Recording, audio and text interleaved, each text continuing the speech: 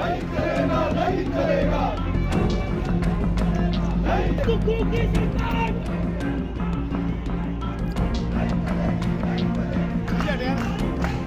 वो अत्यंत दुर्भाग्यपूर्ण है।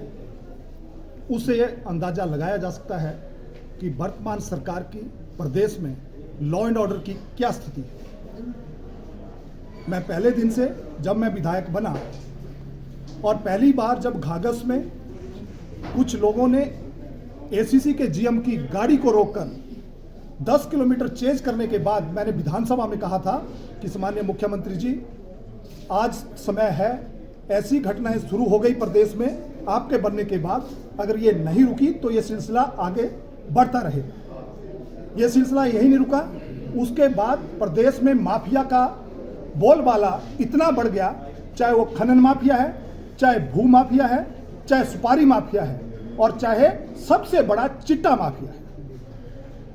हम विधानसभा के अंदर और विधानसभा के बाहर इस चिट्टा माफिया पर वर्तमान प्रदेश सरकार से लगाम लगाने की बात करते रहे। इतना ही नहीं हुआ, जब भी बिलासपुर में कोई इंसिडेंट होता था तो उसके बाद यहाँ का एसपी को बदल दिया जाता था।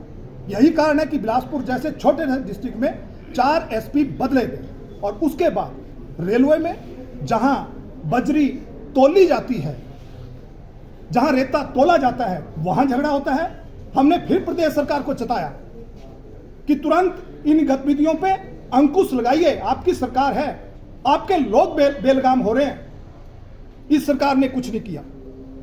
उसका कारण हुआ कि मई महीने में, मई और जून के बीच में यहां इस डिप्टी कमिश्नर ऑफिस के सामने, सेशन कोर्ट के सामने, एसपी ऑफिस के सामने दिन दहाड़े गोली चली, और उस गोली में कौन लोग अरेस्ट हुए?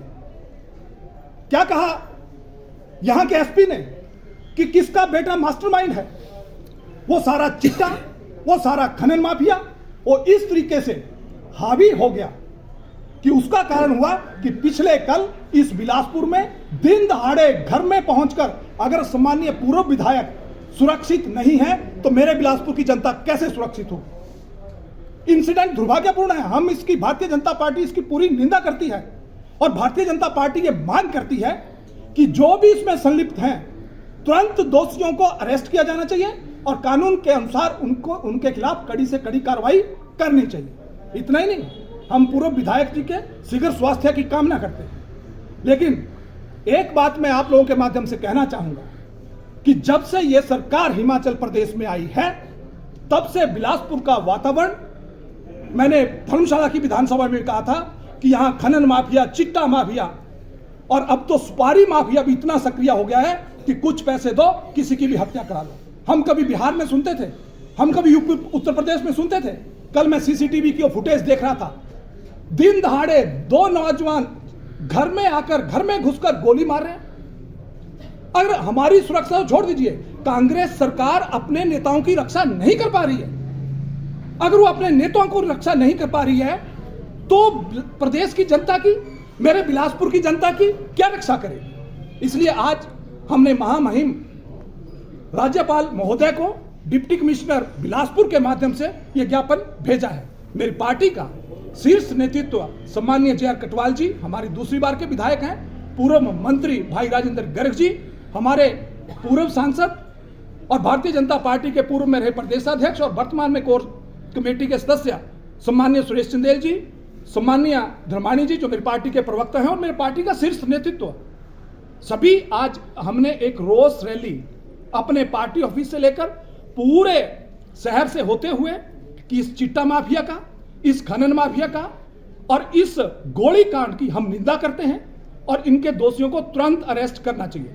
मैंने एक बात और कही है, अगर इनको कल तक अरेस्ट नहीं किया तो भारतीय जनता पार्टी सोमवार को बिलासपुर शहर बंद कराएगी, ताकि इस सरकार की नींद खुले, इस सरकार के कानों पे जूं रुके और बिलासपुर की जनता को शांति मिले। इनका बेटा 2 महीने, जो मैं कहना नहीं चाहता, आज राजनीति का टाइम नहीं है, हम बिलासपुर की गोलीकांड की निंदा के लिए आए हैं। लेकिन यह बताइए कि पिछली बार जो डीसी ऑफिस के सामने गोली चली, एसपी ऑफिस के सामने गोली चली, सेशन कोर्ट के सामने दिन दहाड़े गोली चली, क्या बंबर ठाकुर जी का बेटा 2 महीने जेल के अंदर नहीं रहा? आज बेल आउट नहीं है? मुझे कहना नहीं चाहिए, ये सारी उसी की, ये गैंगवार है। ये गैंगवार शुरू उन्होंने बिलासपुर में कर दिया है, बिहार बना दिया है। ये उन्हीं की उपज है।